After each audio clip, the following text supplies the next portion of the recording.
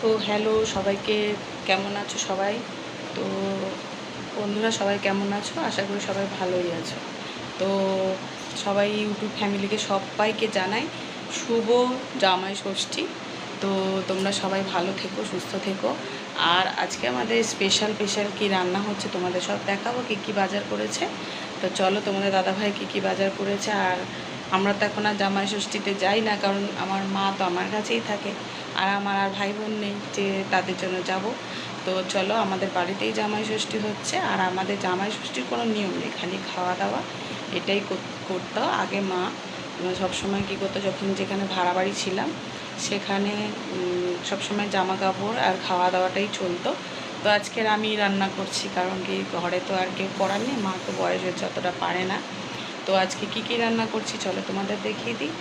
আর তোমরা সবাই জামাই ষষ্ঠীতে কে কীরকম